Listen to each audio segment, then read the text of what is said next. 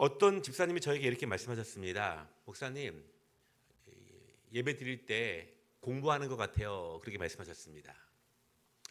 공부하는 것이 사실 맞습니다.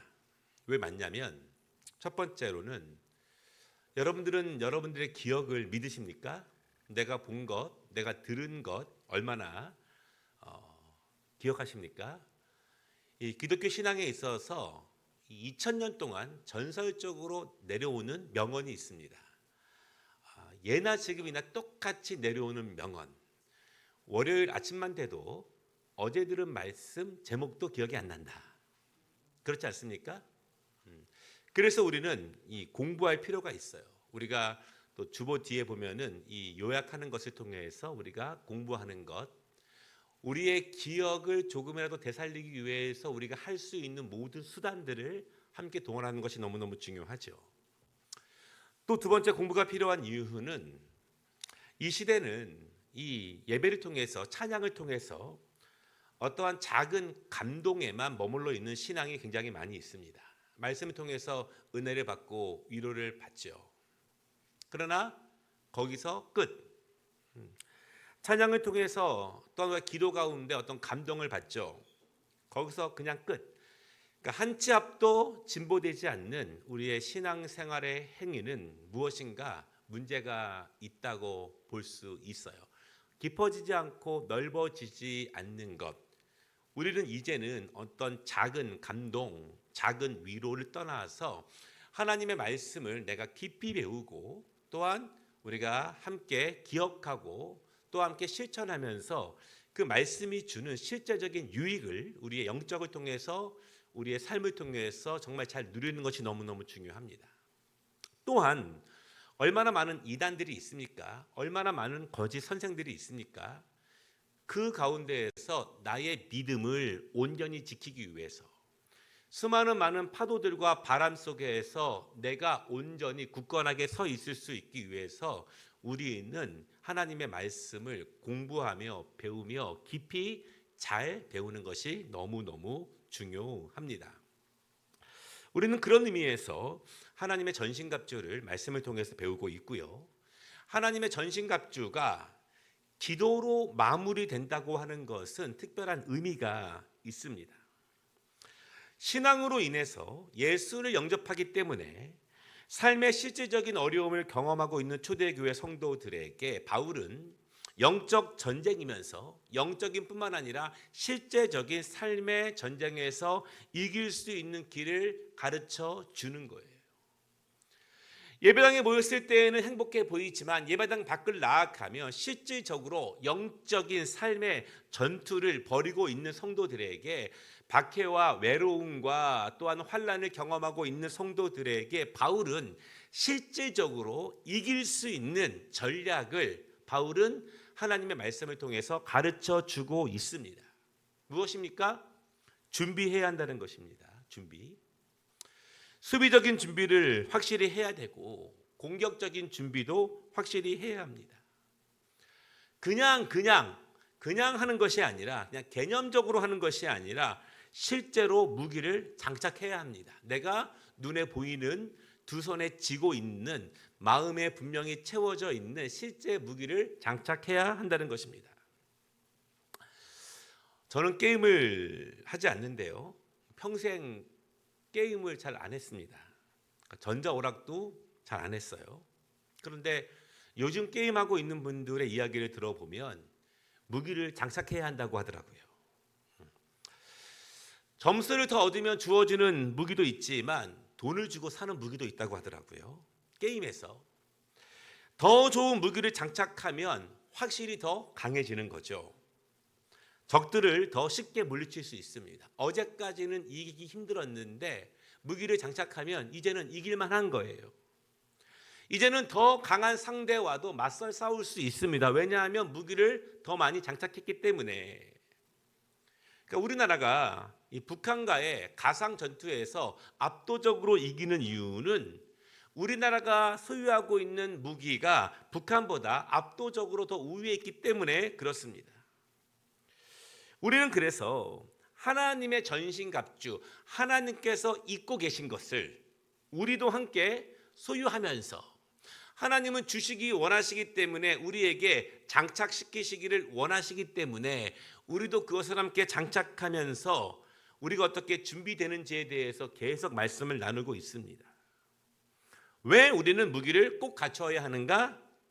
이기기 위해서. 이기기 위해서. 누구에게 이겨야 합니까? 12절 말씀을 보면은 통치자들과 권세들과 어둠의 세상 주관자들과 하늘에 있는 악한 영들과 이기기 위해서. 여러분 12절에 있는 말씀을 보십시오. 문자적으로만 읽어도 굉장히 강력한 적들 아닙니까? 강력합니다. 수비의 무기를 장착하지 않고 공격 무기를 장착하지 않으면 이러한 상대들이 우리를 공격할 때 이길 재간이 없는 거예요. 내가 번번이 패배한다면, 내가 비슷한 문제에 사탄이 늘 우리의 약점을 속속들이 공격할 때 그때 우리가 패배하고 있는 것을 알고 있다면 우리는 패배를 원망할 것이 아니라 이제는 무기를 장착해야 한다는 것입니다. 그러나 우리에게 더 가슴 아픈 일이 있습니다. 12절 초반부에 분명히 말씀하고 있고 이 전신갑주 설교의 초반부에 말씀을 드린 적이 있습니다. 우리의 씨름은 혈과 육을 상대하는 것이 아니요, 이렇게 말씀하고 있습니다. 요즘 정치적인 용어로 말을 하면 내부 총질, 그렇게 이야기를 하더라고요. 그러니까 우리끼리 싸우느라 정작 강한 적들과는 싸워보지도 못하고 패배한다는 이야기입니다. 국내에서 서로 치고받고 하느라고 적들과는 싸워야 할 때 이미 기진맥진해 있다는 것입니다. 우리의 적은 가정에 있는 아내도 아니고 남편도 아니고, 우리의 적은 친한 친구도 아니고, 우리의 적은 천국에서 함께 만날 믿음의 형제 자매는 더더욱 아니라는 것입니다. 바울은요, 고린도 교회 안에 있었던 바울파, 게바파, 아굴라파 이런 모습들을 보면서 한탄을 하면서 믿음의 종들에게 권면을 하고 있는 거예요. 그런 모습들은요, 그리스도께 영광을 가리우는 일이고 자기 자신의 영혼도 파괴하는 행위고 하나님의 교회가 세상의 놀림거리가 되는 것이고 사탄은 아무 일도 안 하고 주님의 몸된 교회와 한 믿음의 성도들이 무너지는 것을 그냥 보고만 있는 것입니다. 그래서 전신갑주의 마지막은 기도로 끝나게 됩니다. 모든 무기가 있어도 기도가 없으면, 분별력이 없으면 무엇과 싸워야 할지 모르게 되고 어디에 힘을 기울여야 될지 모르게 되고 누가 우리 편인지를 모르게 되고 지금 어디가 무너지고 있는지를 모르게 되고 어디가 새고 있는지를 모르고 있다는 것입니다. 그래서 바울은 기도를 통해서 성령님의 통제를 받으면서 싸우라 이렇게 말씀합니다. 지시를 받으면서 전략적으로, 효과적으로, 영적으로 싸우라 이렇게 말씀을 하고 있는 거예요. 그럼 잠시 정리를 해보겠습니다. 우리는 싸워 이기기 위해서 전신갑주를 이겨야 합니다. 그렇다면 지는 이유는 무기를 장착하지 않았기 때문입니다. 무기를 장착했다고 생각되는데 그래도 무너지는 이유는 무엇입니까? 그것은 분별력이 없이 싸우기 때문에 그렇습니다. 혈과 육과 싸우느라 기진맥진해 있고 또한 탈진하고 낭망하게 됩니다. 왜 그렇습니까? 무기가 있는데 그것은 기도가 부족하기 때문이다. 기도하지 않으면 장사가 없다. 여러분, 내부적인 싸움의 거의 대부분은 기도가 부족할 때 나타나게 됩니다. 기도가 충분하지 않는 경우에 일어나는 싸움이 대부분입니다. 기도가 부족하기 때문에 혈과 육과 싸운다는 거예요. 이 부분 정말 꼭 기억하시기를 바랍니다. 예를 들어보겠습니다. 실질적인 예예요. 아침에 배우자와 약간의 다툼이 있었습니다. 그리고 출근을 하는 거예요. 그런데 누가 나를 툭 치고 그냥 갑니다. 그러면 화가 치밀어 오르죠. 강하게 반응을 하는 거예요. 운전할 때도 그렇습니다. 평소 같으면 그냥 넘어갔을 텐데 그냥 넘어가지지가 않는 거예요. 기도가 그런 것입니다. 기도가 부족하면 날카로워집니다. 누가 툭 건드리면 악하고 반응하게 되는 거예요. 평소 같으면 그냥 넘어갈 수 있는데 강하게 반응하게 되고 마음의 부정적인 감정을 담아놓게 되고 그것이 계속 쌓이게 됩니다. 왜냐하면 기도가 부족하다고 하는 것은 결국 성령님의 깊은 통제를 받지 못하다는 의미이기 때문에 그런 거예요. 그래서 바울은 계속해서 성령 안에서 기도하십시오. 말씀 중심으로 기도하십시오. 나의 자기적인 기도가 되지 않도록, 나의 호소문이 되지 않도록, 나의 주장문이 되지 않도록 바울은 그렇게 성령 안에서 말씀 안에서 기도하십시오. 그렇게 가르치고 있습니다. 왜냐하면 그것이 이기는 지름길이기 때문에 그래요. 이거 외에는 승리할 수 있는 길이 없기 때문에 그렇습니다. 여러분, 초보 운전자가 차를 바꾼다고 해서 운전 실력이 갑자기 늘어나겠습니까? 기술이 없는 사람이 회사를 옮겨간다고 해서 갑자기 기술이 많아지겠습니까?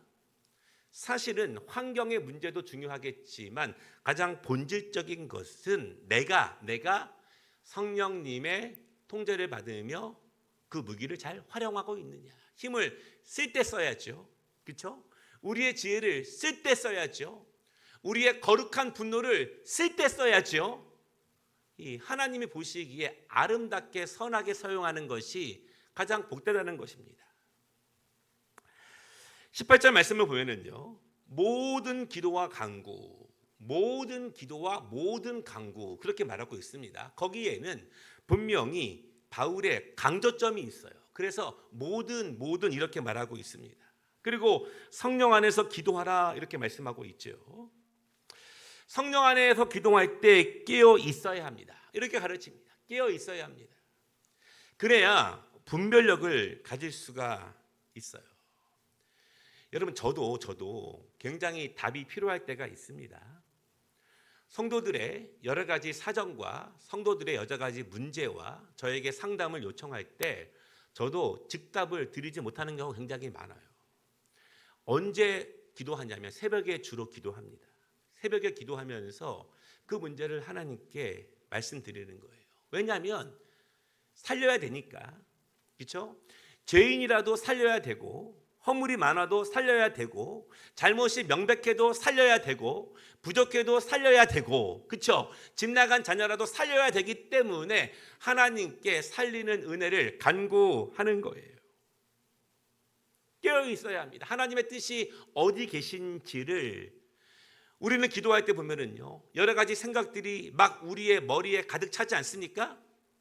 이런 생각 저런 생각 저런 생각 저런 생각들 때로는 긍정적인 생각부터 때로는 허무맹랑한 생각부터 때로는 부정적인 것들이 우리 안에 머리에 계속 떠오르는 일이 반복되고 있습니다. 그 안에서 정말 하나님이 기쁘시게 하는 하나님이 주시는 것이 무엇인지를 분별하는 은혜가 너무너무 필요한 거예요.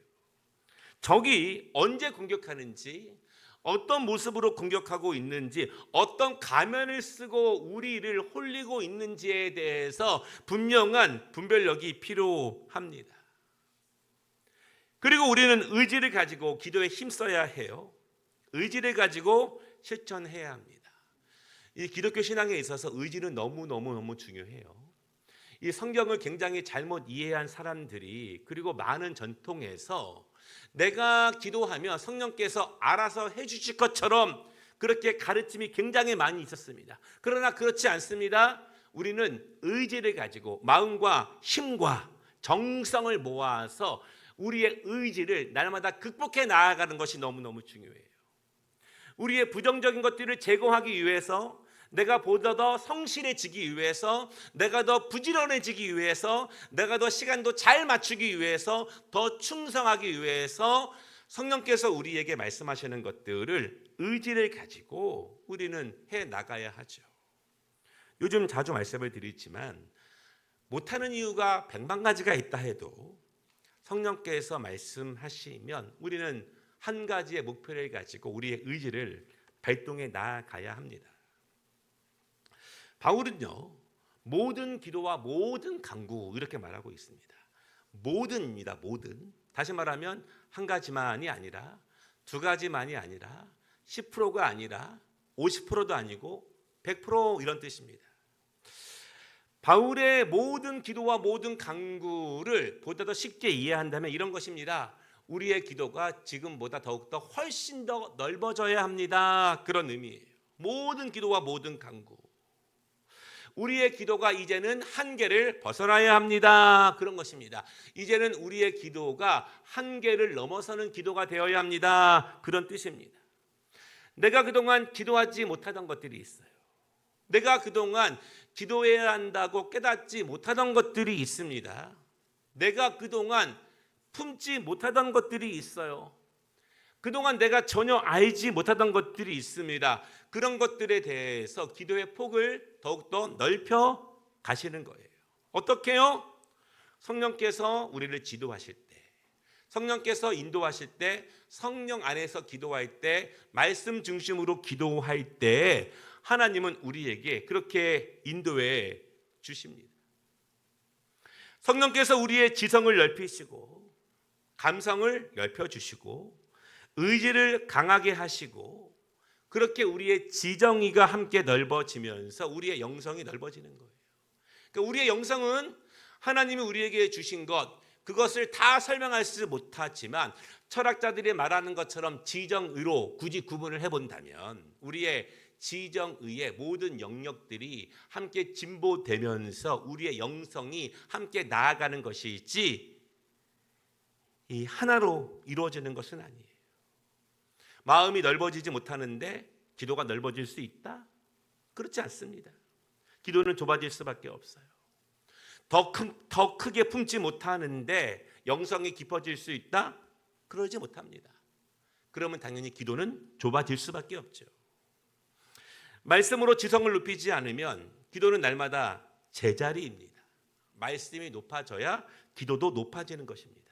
그래야 영성도 높아질 수 있어요. 의지도 마찬가지입니다. 성실함이 날마다 진보하는 것입니다. 정직함도 진보하는 거예요.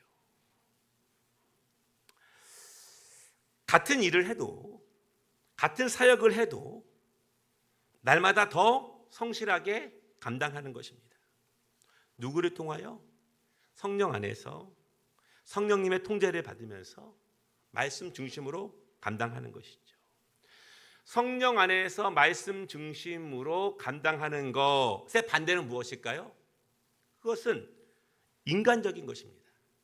그것은 나 중심적인 거예요. 그러니까 우리를 어떤 면에서 우리를 강건하게 인도하시기를 원하시는 하나님의 뜻과 가장 반대점에 대척점에 서 있는 것은 다른 사람이 아니라는 것입니다. 결국 나 자신이라는 거예요. 그러면 다른 사람은 무엇입니까? 그것은 우리의 이유가 되고 명분이 될 수 있겠죠. 명분이. 그러나 그것이 사실은 중요한 게 아니라는 거예요.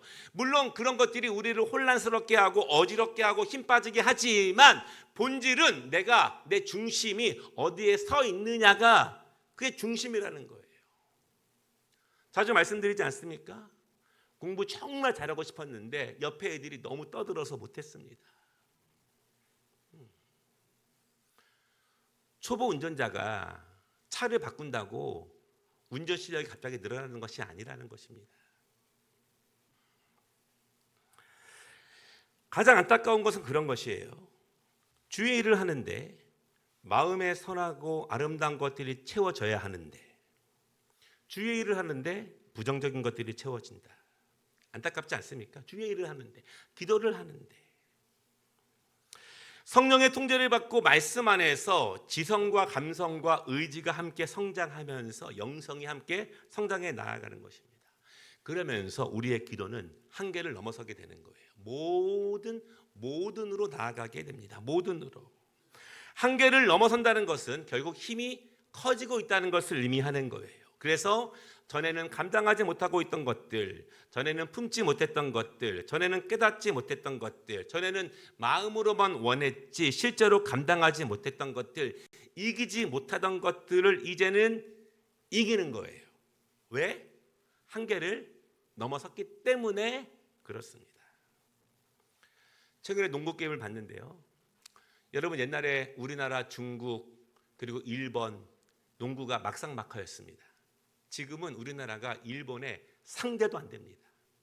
상대도 안 돼요. 아무리 한일 감정으로 정신력으로 불타올라도 안 돼요. 실력이 떨어졌기 때문에 그래요. 변화되는 전술과 빠른 속도와 개인의 능력이 떨어지기 때문에 아무리 정신력을 총동원해도 안 돼요. 그러나 한계를 계속 넘어서게 되면 이제는 이기게 되고 쉽게 이기게 됩니다. 이처럼 우리의 기도와 우리의 모든 기도와 모든 간구가 넓어진다고 하는 것은 단순히 기도만의 문제가 아니라는 거예요. 지성의 문제, 감성의 문제, 의지의 문제입니다. 이 모든 것을 통합하는 영성의 문제입니다. 다른 말로 하면 영성이란 지성만으로도 충분하지 않고 감성만으로도 충분하지 않습니다. 의지만으로는 부족한 거예요. 통합되어져야 합니다. 함께 나아가야 합니다. 다른 말로 또 하면 영성이란 사역만으로 부족한 거예요. 내가 사역을 열심히 한다, 그것이 영성의 일부가 되지 못합니다. 예배는 잘 드리고 있다, 부족합니다. 기도만 하고 있다, 부족하는 것. 그 모든 것들이 성령 안에서 균형 잡히게 아름답게 나아가야지, 하나만 집중하다 보면은요 100% 탈이 납니다. 탈이 나는 경우 여러 번 봤습니다.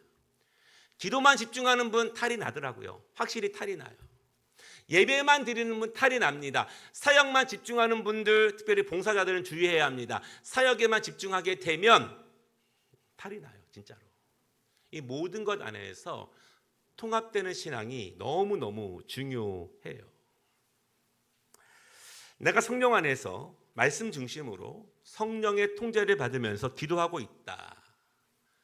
어떻게 증명해야 될까요? 우리 스스로 자기 체크를 할 필요가 있어요. 오늘 사회 보시는 장로님이 본의 아니게 자아 성찰을 하셨는데, 우리는 날마다 자아 성찰하는 것 아니겠습니까? 말씀을 준비하는 저도 날마다 말씀으로 자아 성찰하시는 것이고, 우리 모두가 다 자아 성찰하는 것입니다. 저도 말씀을 전하다가 여러분들은 모르겠지만 제 마음에 무엇인가를 담아두고 일주일 내내 고민할 때가 있고요.